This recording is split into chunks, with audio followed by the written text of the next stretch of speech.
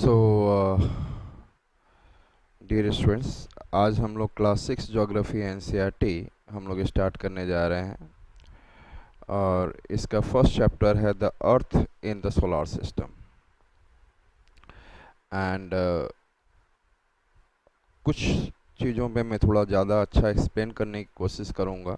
I will try my best to explain little bit more better कि in NCERT in some areas it has not been explained very well, it is little looking like untouched. तो मैं वहाँ पर जहाँ पे ज़्यादा अच्छे से एक्सप्लेन नहीं किया हुआ है तो वहाँ पर मैं इस चीज़ों को एक्सप्लेन करने की कोशिश करूँगा। सो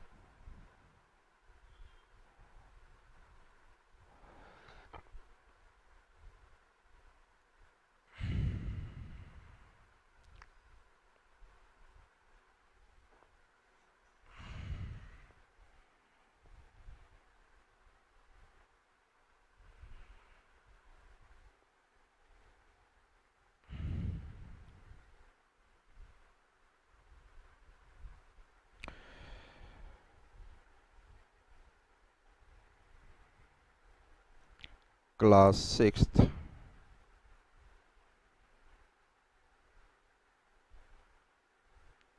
NCERT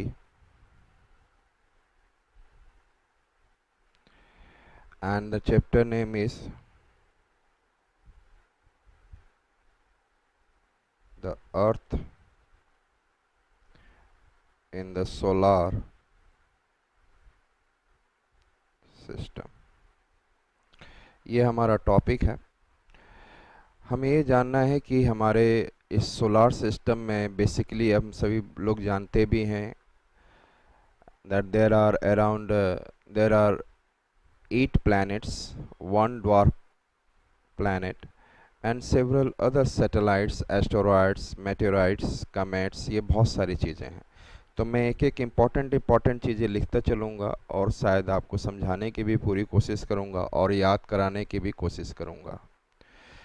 सो फर्स्ट हम लोग देखेंगे इसके करेक्टरिस्टिक्स के बारे में, इन गुणों के बारे में।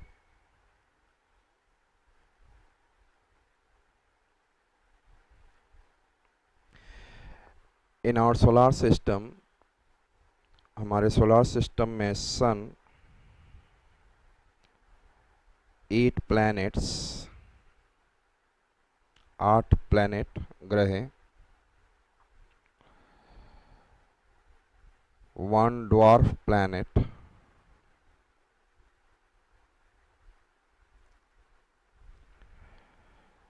सैटेलाइट्स, उपग्रह,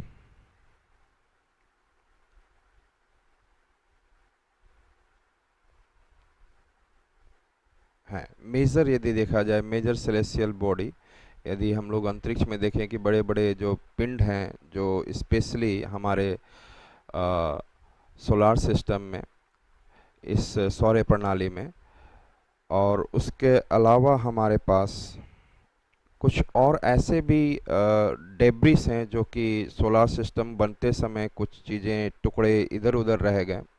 तो उन डेब्रिस के बारे में बात की जाए तो डेब्रिस के रूप में हमारा एस्टेरॉयड्स है, मेटेरॉयड्स, इसको मेटियोर्स भी कहेंगे, लेटर ऑन आपको मैं समझाऊंगा क्या है। कॉमेट्स, ये एक बर्फ का होता है समुद्र के, सन के पास एज इट कम्स कॉमेट्स, तो वो पिघल कर there water ice get melt and convert into gas, तो वो it looks like a tail, पुच्छल तारा की तरह दिखता है। सो कॉमेट्स है, इनके बारे में भी मैं हाईलाइट करूँगा। इसके अलावा हमारे 3 स्टेट्स ऑफ मैटर, हम लोग सभी जानते हैं कि 3 स्टेट्स ऑफ मैटर होते हैं, कि पदार्थ की 3 अवस्थाएं होती हैं, सॉलिड, लिक्विड एंड गैसेस।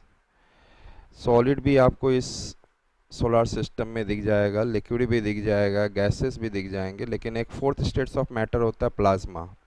तो हमें प्लाज्मा भी मैं क्लास सिक्स की तो एनसीईआरटी पढ़ा ही रहा हूँ, साथ साथ में डिटेलिंग बहुत ज़्यादा करूँगा मैं आपको। प्लाज्मा जो होता है एक इलेक्ट्रिकली चार्ज्ड गैस होता है। इलेक्ट्रिकली चार्ज्ड गैस मतलब वो गैस जो आयन जो एटम्स हैं वो क्या हो जाएंगे, इतने ज़्यादा चार्ज्ड हो जाएंगे, मतलब कि उसमें से इलेक्ट्रॉन बाहर आ जाएगा, तो वो जो एटम है वो पॉजिटिव आयन बन जाएगा और दूसरा नेगेटिव आयन। तो सिंपली यही होता है कि उसमें कटायन और एनायन मतलब चार्ज पार्टिकल्स आ जाते हैं गैसेस ऑफ, और वो सारे गैसेस वो सारे समूह को हम लोग क्या कहेंगे, will say as a plasma. और आज के डेट में plasma very much important for civil services and for the development of I said energy in this world. तो प्लाज्मा से रिलेटेड बहुत सारे काम scientist in different parts of the world, even in India we are working. Plasma तो ये एक प्रकार से इलेक्ट्रिकली चार्ज्ड गैस होता है, इलेक्ट्रिकली चार्ज्ड गैस। और इसमें प्लैनेट्स के बीच में दूसरे भी कुछ कुछ डस्ट पार्टिकल्स भी होते हैं इन बिटवीन द प्लैनेट्स। तो सम Interstellar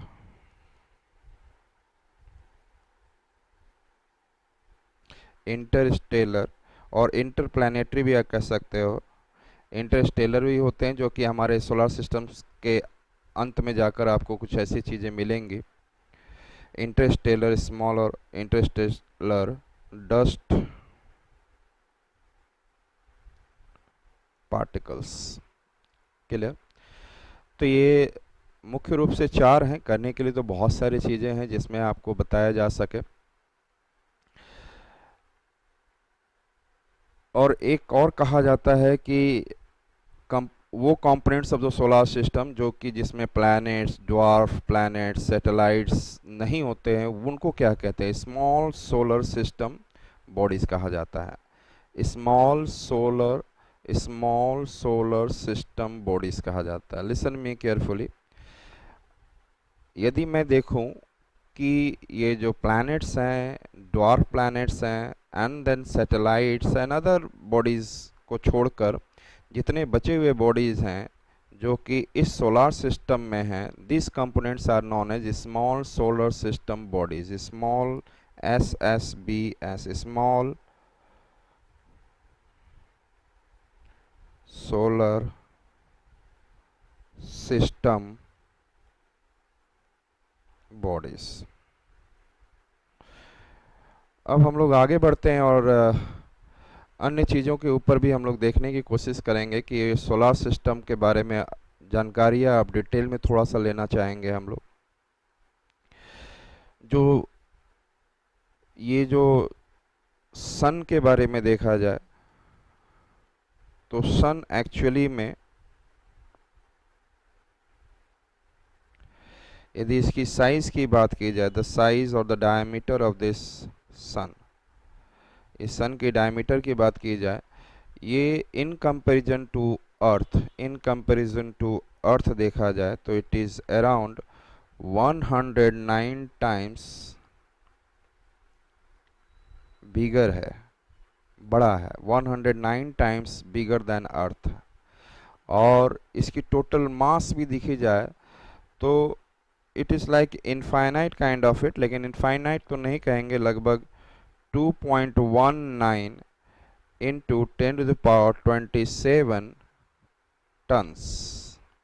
You can understand that ये 27 means what could be that। सन का इतना ज़्यादा 2.19 10 to the power 27 टन्स इतना ज़्यादा वेट है।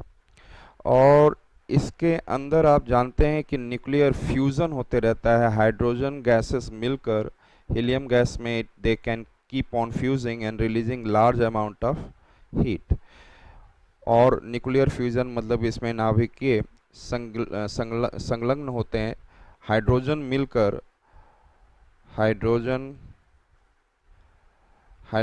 मिलकर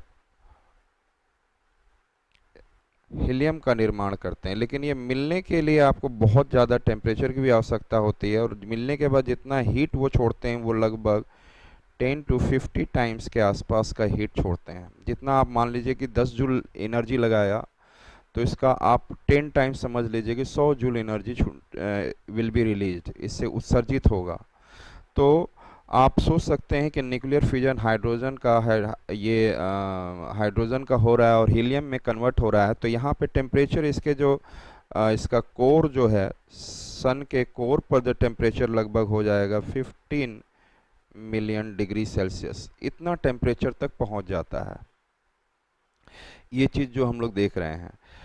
और ये जब गैस का बना हुआ होता है, if it is the sun is made up of gas, then you can, आप मुझे बता सकते हो कि एक अर्थ जो बना हुआ है सॉलिड का बना हुआ है और वो गैसेस का, लेकिन फिर भी ग्रेविटेशनल फोर्स ऑफ अट्रैक्शन बहुत ज़्यादा होता है।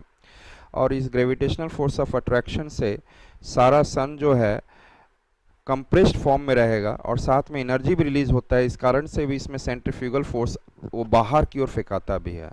तो यदि आपसे कभी पूछ दिया जाए कि आप, सिंपल सा चीज़ है कि डेंसिटी अर्थ का ज़्यादा होगा कि सन का ज़्यादा होगा, तो आप सिंपल से बताएंगे कि डेंसिटी जो सन का है वो लगभग वो पृथ्वी की तुलना में इन कंपेरिजन टू अर्थ ये जो है 1/4 टाइम्स है। यदि सन जो कहा जाता है कि पृथ्वी का जो 5.5 ग्राम पर सेंटीमीटर क्यूब होता है, तो इसका अराउंड 1.4 के आसपास होता है। तो हम कह सकते हैं कि डेंसिटी, यदि कभी आपको ऐसी बातों में बात कर दिया जाए, क्योंकि हमारे द्वारा आदित्य L1 भेजा गया है सन के बारे में स्टडी करने के लिए, तो मैं क्लास 6 लेवल पे कुछ ज़्यादा डिटेल पे तो नहीं जाऊंगा, लेकिन हाँ इतना समझा दूंगा कि कुछ आइडिया रहे। मैं स्लोली एंड स्लोली जैसे जैसे क्लासेस एनसीईआरटी की classes 7th 8th 9th 10th आता जाएगा, जैसे जैसे आगे बढ़ता जाएगा, हम वैसे वैसे आपको लेवल ऑफ टीचिंग भी बढ़ाते चला जाऊंगा। तो यहाँ पर इतना ही बता सकता हूँ कि डेंसिटी जो सन की डेंसिटी है, सन की डेंसिटी जो है वो 1/4 है अर्थ की डेंसिटी से। ठीक है, तो इसका मतलब है सन की डेंसिटी 1/4 गुना कम होता है।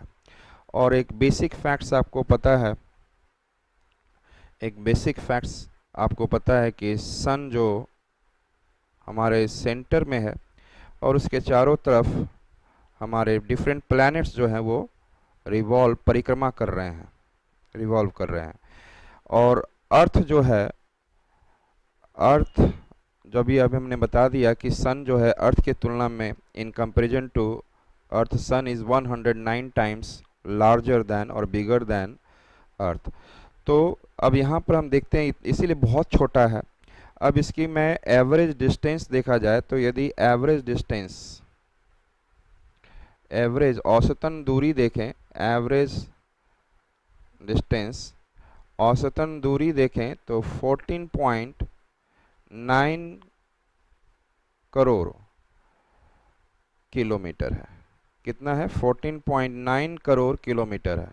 बुक्स में ऐसे आपको 15 करोड़ किलोमीटर डायरेक्ट लिख सकते हैं, बट 14.9 करोड़ किलोमीटर है। और जबकि ये एक अंडाकार वृत्त में एक पाथ पर घूमता रहता है पृथ्वी सूर्य के चारों तरफ, तो कभी वो नज़दीक होता है तो कभी वो दूर होता है। तो जब वो नज़दीक की अवस्था होती है, जब वो नज़दीक होता है, अर्थात हम लोग कह सकते हैं नियरर, नियरर टू द सन, उस समय क्या डिस्टेंस रहेगा? नियरर। तो इन दैट कंडीशन हम लोग देख सकते हैं कि उस समय जब नज़दीक रहता है तो that could be somewhere around, कि वो यहाँ पर हो when the sun earth it is in this position, and that condition हम लोग बोल सकते हैं कि it is nearer to the earth. और उस समय इसकी दूरी जो हो जाती है दैट इज़ अराउंड, आप कह सकते हो कि 14.7 करोड़ या 14,700, 14,000 14.7 करोड़ किलोमीटर, लगभग 20 लाख आपका कम हो जाता है एवरेज की तुलना में। और जब फारदेस्ट होता है, दूर, सबसे दूर होता है, फारदेस्ट सबसे दूर होता है, एट दैट टाइम इसकी डिस्टेंस जो सूर्य के कंपैरिजन में 15.2 करोड़ हो जाता है, 15.2 करोड़ किलोमीटर, 15 करोड़ 20 लाख करोड़ किलोमीटर हो जाता है। तो एक बेसिक फैक्ट्स हमने इसके बारे में दिया। और आप ये भी जानते हैं कि सन से यदि हम on an average if you can consider कि ऑन एन एवरेज जो डिस्टेंस है वो लगभग 14.9 और 15 करोड़ है, तो यदि कोई आपसे पूछे कि सन से लाइट कितने देरों में पृथ्वी पर पहुंच पाता है, in what is the duration period in which the light from the sun able to reach to the earth, कितने देर में पहुंच जाता है, तो आप सिंपल है कि आप time equals to distance upon speed होता है। तो डिस्टेंस आप लगभग आप 15 करोड़ लिख सकते हैं, 15 करोड़ डिवाइडेड बाय 3। एंड आपको पता है कि स्पीड ऑफ लाइट जो होती है उसको हम लोग स्पीड ले गए यहाँ पे, क्योंकि लाइट के पहुँचने की बात कर रहे हैं। तो 3 लगभग कहा जाए 3 लाख किलोमीटर पर सेकेंड होता है, 3 lakh kilometre per second speed होती है, जिसको 3 × 10⁸ मीटर पर सेकेंड कहते हैं। और इसको किलोमीटर में कन्वर्ट करेंगे तो it will be 3 lakh kilometre per second, और इससे डिवाइड करेंगे तो it is coming around 500 seconds. और 500 सेकेंड मीन्स 8 मिनट 20 सेकेंड में our light from the sun will be able to reach to the earth. Is it okay? ये एक आपने basic idea आपको मैं सन के बारे में समझा दिया। और अर्थ और सन से रिलेशन में कुछ और चीज़ें जानकारी भी मैं आपको दे दूं कि जो सन है, सन का जो सेंट्रल पार्ट है, जो कि इसका केंद्रीय पार्ट है, सन का जो केंद्रीय पार्ट है, इसे हम लोग जैसे हमारे अर्थ का केंद्रीय पार्ट होता है, जो सेंट्रल पार्ट होता है कोर, इसी तरह ये भी इसका सन का जो सेंट्रल पार्ट है, सेंट्रल पार्ट, इसे हम लोग कोर कहते हैं। We say it as an a core, ठीक है। और इसका जो बाहरी भाग है, यहाँ पर यदि हम आए इसके बाहरी भाग पर, नॉट कम्प्लीटली बाहरी भाग, लेकिन उसके बाद हम लोग बाहरी भाग भी हमारे डिफरेंट लेयर्स में डिवाइडेड है।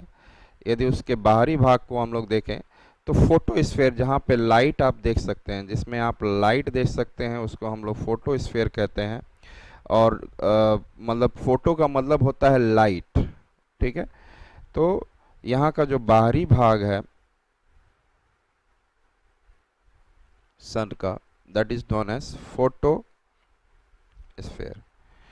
लेकिन इस फोटोस्फीयर के ऊपर एक जो है काफ़ी ज़्यादा, आप ये कह सकते हो कि high amount of heat exist, high amount of heat exist.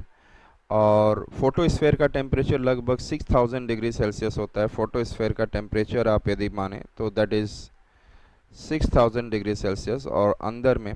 लेकिन इस फोटोस्फीयर के ऊपर एक और स्फीयर होता है जहाँ पर आपको विभिन्न प्रकार की गतिविधियाँ होती रहती हैं, let's different kind of activities, जिसमें कि आप ions, magnetic field, magnetic lines of force, जो मैग्नेट से, जैसे एक मैग्नेट मैं ले लूँ और एक मैग्नेट हो that is north and south, north से मैग्नेटिक लाइंस ऑफ फोर्स निकलकर साउथ पे ख़त्म होता है।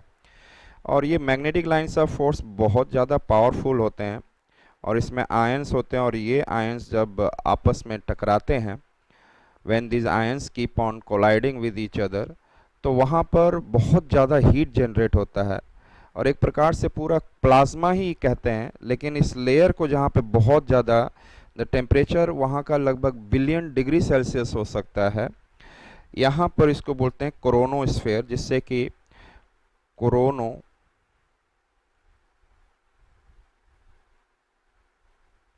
जो कि हम लोगों ने कोरोना जो नाम लिया हुआ है, जैसे कि इसमें हीटिंग निकलते रहती है और ऐसे निकल कर, तो ये हम लोग अपनी नंगी आँखों से, we can not see through our naked eyes, तो ये हमारी आँखों को डैमेज कर सकता है। और इसमें से ही बहुत सारे हमारे सोलार विंड्स और हमारे जो खतरनाक सोलार फ्लेयर्स वगैरह निकलते रहते हैं, जिसकी स्टडी के लिए आदित्य एल1 और अमेरिका का पार्कर, तो ये सारी चीज़ें भेजी गई हैं उसको स्टडी करने के लिए। और वो जो सोलार फ्लेयर्स वहाँ से निकलते हैं, तो वो कैसे पृथ्वी पर उनका प्रभाव पड़ता है, विभिन्न प्लैनेट्स पे क्या प्रभाव पड़ता है, वो सब भी स्टडी किया जाता है। तो हमने इसी क्रोमोस्फेयर के बारे में बोला कि जहाँ पे क्रोना होता है, क्रोमोस्फेयर आप कह सकते हैं, क्रोमोस्फेयर। एंड और आपको यदि आपसे कभी कोई पूछे कि न्यूक्लियर फ्यूज़न कहाँ पे होता है, न्यूक्लियर फ्यूज़न, तो न्यूक्लियर फ्यूज़न सन के कोर पार्ट में ही होता है ना। तो ये दिमाग में आप रखिएगा। और कोरोना जो होता है कि सन का जो एटमॉस्फेयर है सन के चारों तरफ, और वहाँ पर आयन हैं, चार्ज पार्टिकल हैं, गैसेस हैं सब, और टेम्परेचर आपको क्या है, बहुत ज़्यादा, may be million billion degree Celsius तक पहुँच जाता है। और ये जो है काफ़ी दूर तक ये जो कोरोना वगैरह निकलते रहते हैं, इनका प्रभाव कुछ मिलियन किलोमीटर तक हो सकता है क्रोमोस्फेयर का। तो ये जो चार्ज पार्टिकल अभी मैंने दिखाया, मैग्नेटिक लाइंस ऑफ फोर्स, तो ये आपका क्रोमोस्फेयर है, जो कि कोरोनोस्फेयर भी कहा जा सकता है, कोरोना।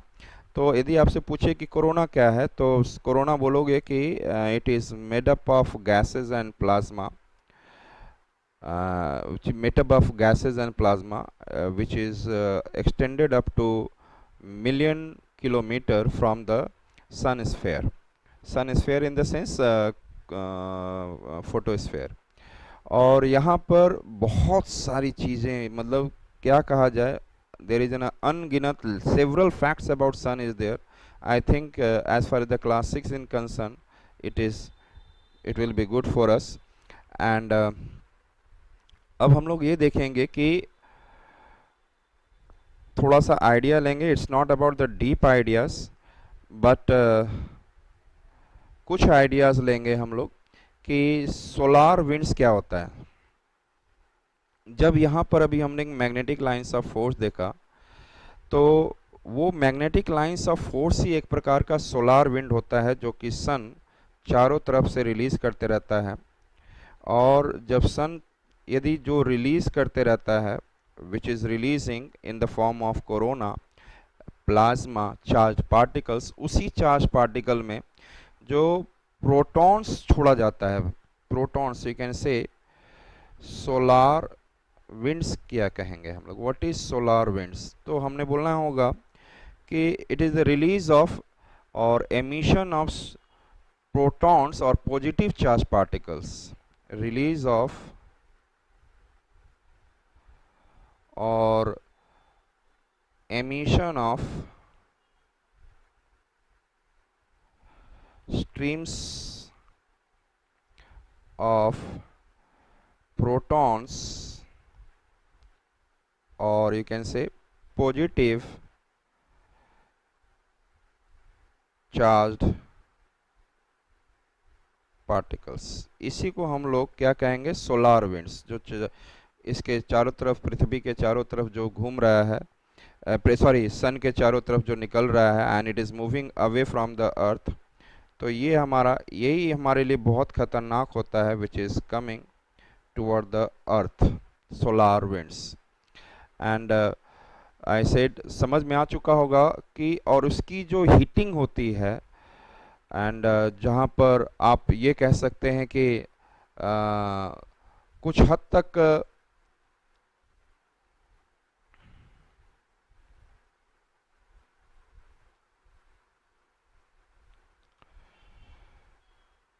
आप कह सकते हैं कि कुछ हद तक जो इसकी हीटिंग निकलती है, और उसकी हीटिंग इंटेंसिटी जब कुछ समय के लिए बहुत बढ़ जाती है, when the heating intensity which is coming out in the form of charge particles, जो कि कह सकते हो प्रोटॉन्स के फॉर्म में पॉजिटिव चार्ज पार्टिकल्स के बाहर में आ रहे हैं, तो वो सोलार विंड्स है। लेकिन यदि कुछ समय के लिए, for a period of time, if the heating intensity increased and light too much high, that is known as solar flare, उसको solar flare कहते हैं।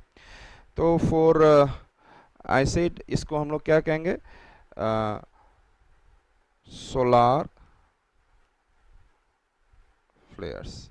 तो सोलार फ्लेयर्स इसी का पार्ट है। Solar flare is a part of solar wind.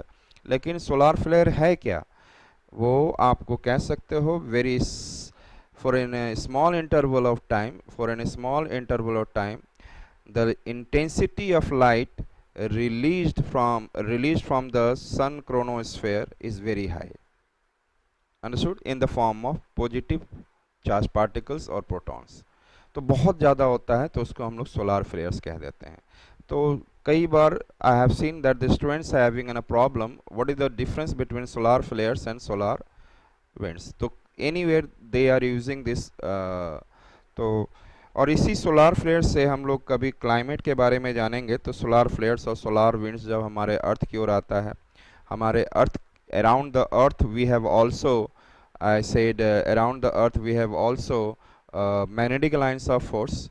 और उस magnetic lines of force से जब वो टकराता है तो हमारे नॉर्थ पोल और साउथ पोल पे अरोरास का एक beautiful colour in the sky come into existence, और जिसको आप लोगों ने सुना होगा aurora borealis, aurora australis. Aurora north pole पर जो उत्तरी ध्रुव है वहाँ पे जब यही सोलार विंड्स और के पॉजिटिव पार्टिकल्स जब वो टकराते हैं तो हमारा एक ब्यूटीफुल कलर ऑरा बनता है वहाँ पे, अरोरा बोरियालिस कहते हैं। और इसी तरह साउथ पोल दक्षिणी ध्रुव पे भी उसके पास होता है, उसको हम लोग क्या कहते हैं, अरोरा ऑस्ट्रेलिस। अच्छा, और यहाँ पर अगली बात जो मैं कहूँगा थोड़ा सा, वो है हमारे सन स्पॉट क्या होता है, हम लोग उसके बारे में जानेंगे। सन स्पॉट थोड़ा सा जानकारी दूंगा मैं। सन पर कभी कभी काला धब्बा सा महसूस होता है लोगों का, और कहीं कहीं पर वाइट धब्बा होता है। तो इतना ही अभी बताऊंगा कि सन पर समटाइम्स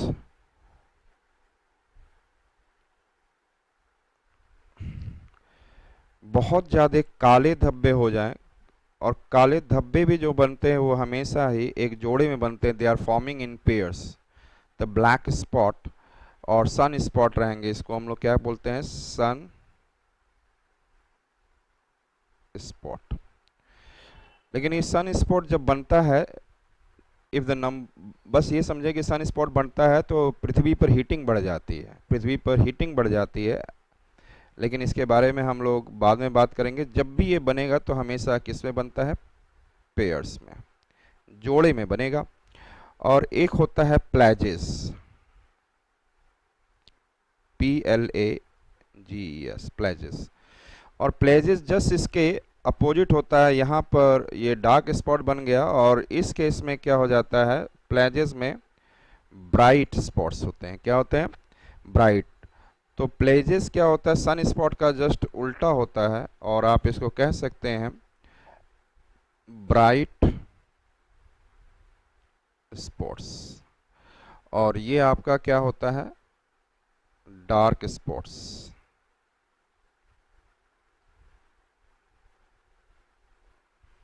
क्लियर। एंड हम लोग ये समझे कि अब हमारे प्लैनेट्स के बारे में थोड़ी सी जानकारी हम लोग लें। तो हम लोग प्लैनेट्स को लेकर यदि बात करें तो 2006 से पहले हमारे अर्थ पर चारों तरफ कहा जाता था कि in our solar system there is 9 planets. But after 2006 जो हमारी एक इंटरनेशनल ऑर्गेनाइजेशन है जिसका नाम है international astronomical units, international astronomical units, in 2006 they have declared that they have declared that we have 8 planets and 1 dwarf planet। Clear. तो इस चीज़ के बारे में हम लोग और डिटेल में अगली क्लास में हम लोग समझेंगे, इन द टुमारो क्लास, कि जो सोलार सिस्टम में है what are the reason behind that in 2006 that Pluto as a planet which is existing earlier, Pluto एक जो प्लैनेट की तरह एग्जिस्ट करता था उसे एक ड्वार्फ प्लैनेट बना दिया गया। यहाँ से हमारी कल की क्लास स्टार्ट होगी for the geography, class 6th NCERT. और मैं थोड़ा डिटेल में रहूँगा क्योंकि मुझे हर बेसिक्स चीज़ को क्लियर करना है। यदि हम लोग सन के बारे में पढ़ रहे हैं, if you are studying about the sun, तो what are the different aspect of it, solar system क्या होता है, डिफरेंट प्लैनेट्स क्या होते हैं, प्लैनेट्स पे क्या क्या अवेलेबिलिटी, उसका उनका नाम ऐसा क्यों कर दिया गया, वही मार्स के बारे में समझेंगे, वेनस के बारे में करें समझेंगे, मरकरी के बारे में समझेंगे, किसको मॉर्निंग स्टार कहा जाता है तो क्यों कहा जाता है, क्यों इवनिंग स्टार कहा जाता है, ब्लू प्लैनेट और अर्थ इज़ ब्लू प्लैनेट। तो डिफरेंट डिफरेंट एस्पेक्ट्स को थोड़ा डिटेलिंग में पढ़ाऊंगा, तो वही जो है क्लास 6 के एनसीईआरटी का ही रहेगा, लेकिन डिटेल्ड रहेगा, आपको मज़ा आएगा। So just I am class को अब मैं रोक रहा हूँ, यहाँ स्थगित कर रहा हूँ, जस्ट स्टॉपिंग दिस क्लास, क्योंकि it will be for half an hour 20-25 minutes, और every day it will be there, that is Monday to Thursday. But as जैसे कि मैंने आज आप लोगों के साथ प्रारंभ किया है, तो इट विल बी, देखिए अभी as I told you that in the last notification class कि मैं धीरे धीरे धीरे धीरे अपने इस समय को जो सुबह 8 बजे से होगा शाम तक चलेगा, सारे प्लान रहेंगे बच्चों आपको क्लियर करने के लिए, लेकिन उस प्लान पे आने के लिए मुझे थोड़ा अपने आप को समय देना होगा, मैनेज करना होगा, तो थोड़ा सा टाइम का फ्लैक्चुएशन आपको मिलता रहेगा, डे का भी फ्लैक्चुएशन, बाई चांस कभी कुछ क्लासेस ना हो पाए ऐसे भी रहेगी, लेकिन विद इन अ मंथ हम लोग उसको मैं मैनेज कर लूँगा। तो जस्ट आपको मैं 9:45 पर आप लोग को स्टार्ट करूँगा आपका सिविक्स पॉलिटी जो है उसको स्टार्ट करूँगा मैं। तब तक के लिए